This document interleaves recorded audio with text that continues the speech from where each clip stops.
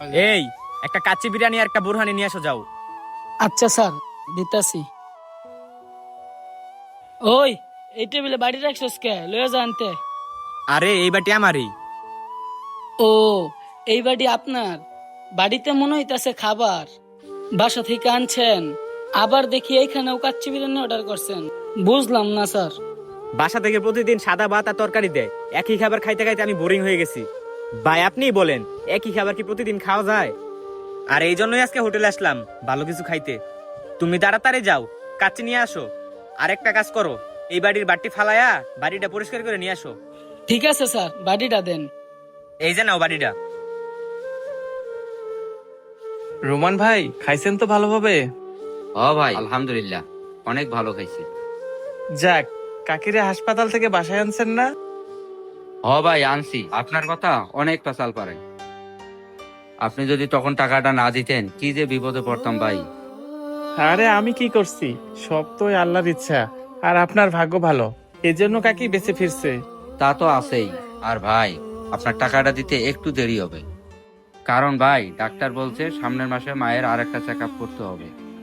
আরে এটা কোনো বিষয় না, আপনি যখন পারেন দিয়েন। আর কাকিরে আমার একটা সালাম দিয়েন।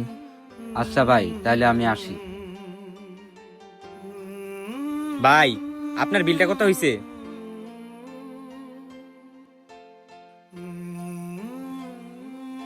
ওই কি রে, এই টেবিলে বাটিটা রাখছে কে?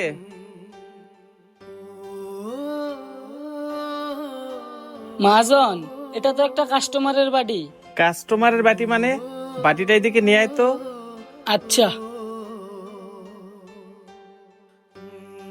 কাস্টমারের বাটি? এটা কোন কাস্টমারের বাটি রে? তুই কি চিনোস? হ্যাঁ মহাজন, চিনি তো। একটা কাস্টমার আসে, প্রতিদিন এই বাড়িতে খাবার নিয়ে আসে। এই খাবার খায় না, আঙ্গ হোটেলতে খাবার খায়। কস কি? আচ্ছা, খাবারে কি কোনো সমস্যা আছে? না, আমি দেখি।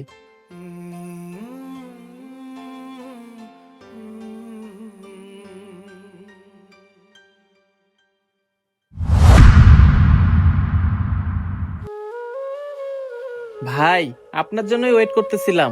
এই বাটিটা মনে হয় আপনার, তাই না? হ ভাই, বাড়িটা তো আমারই। এই জায়গায় রেখে গেছিলাম, এই জন্য তো আমার মা বাড়িটা পায় নাই। ভাই, কিছু মনে করেন না, একটা কথা বলি। আরে কি মনে করমু, বলেন না ভাই। ভাই, আপনি নাকি প্রতিদিন খাবার আনেন, কিন্তু খাবারটা খান না, নষ্ট করেন। ভাই, আমার একটা অনুরোধ আছে।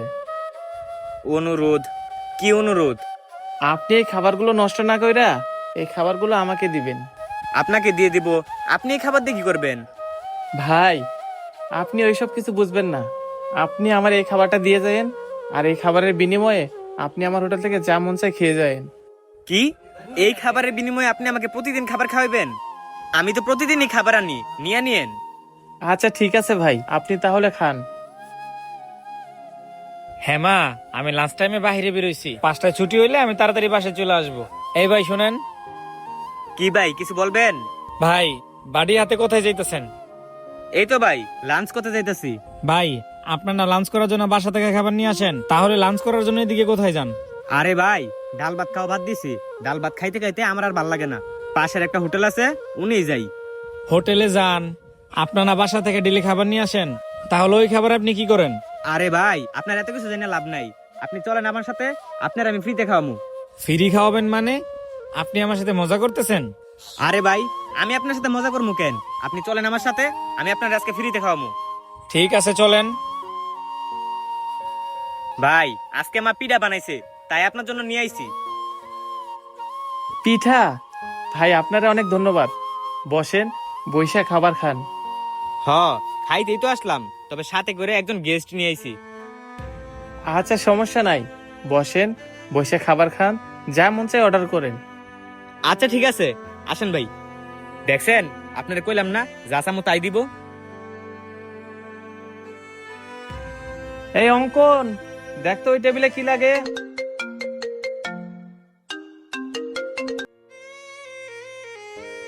হ্যাঁ রোমান ভাই, বলেন। ভাই, আমার মতো হঠাৎ করে অসুস্থ হয়ে গেছে, হাতে না তেমন একটা টাকাও নাই, আপনি একটু হাসপাতালে আসেন না। কি বলেন ভাই? আচ্ছা সমস্যা নাই ভাই, আমার হাতে কিছু ক্যাশ আছে, আমি ক্যাশ নিয়ে তাড়াতাড়ি আইতেছি।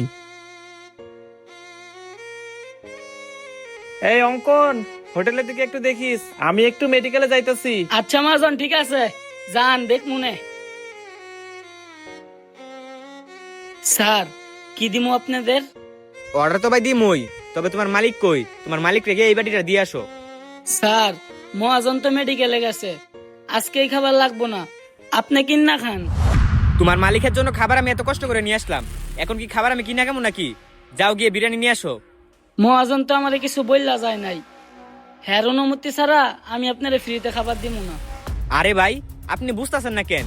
আপনার মালিকের সাথে আমার ডিল হয়েছে যে আপনার মালিকের আমি এইসব খাবার এনে দিব, আর আপনার মালিক আমারে ফ্রিতে খাওয়াইবো।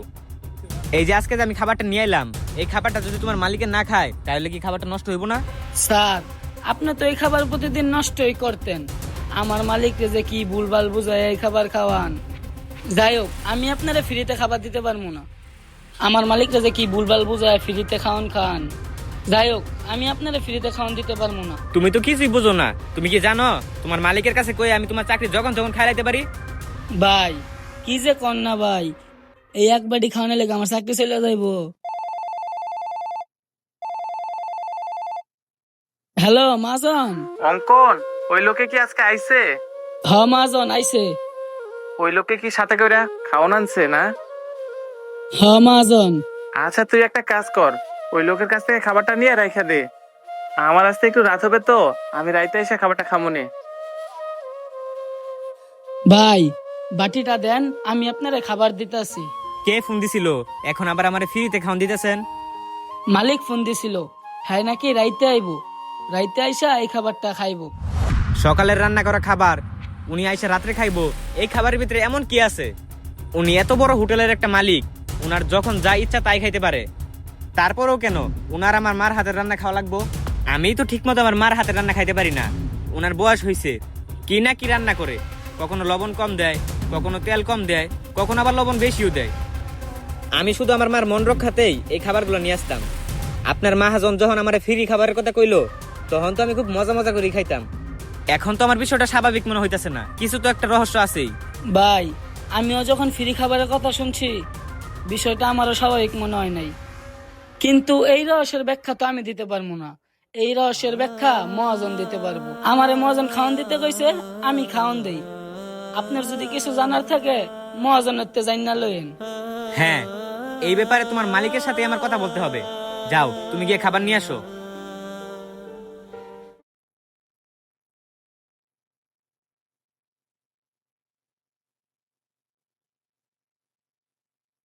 ভাই, আপনি আইছেন? হ্যাঁ ভাই, একটু আগে আসছি। আচ্ছা ঠিক আছে ভাই, আপনি খাবার অর্ডার দেন। আর ভাই, আমার খাবারটা? আজকে আনি নাই। কেন ভাই, আম্মা কি আজকে অসুস্থ? আজকে রান্না করে নাই?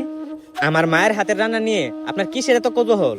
ভাই, আপনারে বললে আপনি বুঝবেন না। বুঝবো না মানে? আজকে আপনার বলতেই হইব। এত করেই যখন জানতে চাচ্ছেন, তাহলে বলি।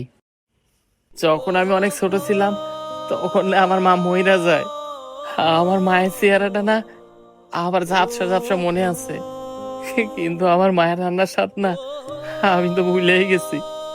আমার না ভাই, জীবনের অর্ধেক সময় কাটাইছি এতিমখানায়, মেসে বা সস্তা হোটেলের খাবার খায়া।